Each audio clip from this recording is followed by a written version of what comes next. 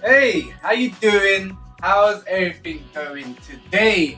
I'm Phil's Lifestyle. In today's video, I'll be showing you how to install a PS5 SSD card. And to do that, you're going to need a screw. So let me get my equipment ready for the video. To be honest, I should have had this ready in the video already, but this is all you're gonna need. Before I start, this is the SSD card I brought from WD Black. I've only got the 500 gigabyte. Unfortunately, the 1 terabyte was out of stock, but the 500 gig is more than enough. This is all you need, as you see, flat head screwdriver and a small Phillips head. Very simple steps to install the SSD card. I'm going to be putting this one in right now, so let's go to unbox it. Remember to like and subscribe. Man, you lot are smashing it in the comments. I love you guys, man. You're amazing. I would like to thank SpawnPoint. SpawnPoint, he listed out a few good SSD cards that you could get, but I chose the lazy way and got the one what comes with a heatsink. This is very important. The PS5 does not take any SSD card. So before you buy, please check the right size. When I say speeds, it has to be more than 5,500 megabytes. I can't stress this anymore as well. A heatsink is required. It has to have a heatsink built in or buy your separate heatsink. Here we have the PS5. I'd like to say a few things before we get started. First, make sure you remove all wires and remove the disc if you got a disc inside. First screw is at the bottom of the console. So you see the Sony logo here. Make sure this logo is facing flat at the bottom. So I'm going to spin it around and lay it down. And then you can see the screw at the bottom. So your first screw is the flathead. Make sure you are holding your PlayStation up and holding the black bit, because as you're unscrewing, it will actually pop off. Make sure you're holding it.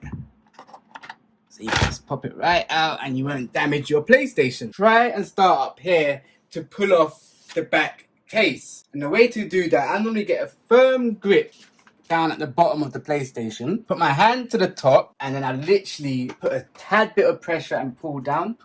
There we go. It's a bit dusty. I thought it was going to be worse. Don't kill me in the comments. The plate to remove is literally right here. It has a secured plate inside with a Phillips screw. So I just got my Phillips screwdriver. No, that's a nice screw. Let me put that back on. Zoom in, Chris. Close as you can. Has that got the PlayStation logos on it? Wow. That is nice, PlayStation. You make an effort. Let's screw this off. Alright, I'm going to unscrew it now. Don't throw this plate away or the screw, because you will be putting it back on. This is where the SSD card will go, facing that way. Chris comes round. You can see the pins where it needs to be slotted into. Here's the SSD card. I don't like breaking these things. People say I'm heavy-handed. There's a little screw here. Make sure you remove this screw. It's a must. You do not want your SSD card just floating around. I removed the secure screw, and also I realized a washer came out as well. So make sure you don't lose the washer. Simply place the washer under the SSD. So make sure it's like that. And then you get your secure screw, push down the card, get your screwdriver, and then start screwing. And then you will have a installed SSD. And then grab your steel plate. I still got the screw in, so I'm right. Slot it right back in. Screw it back on. The same way you took off the back case, same way you put it in, you can see the hooks to slide it right back in. And you can see the holes on where to put them back in. So you literally just slide it back in, literally. So line it up.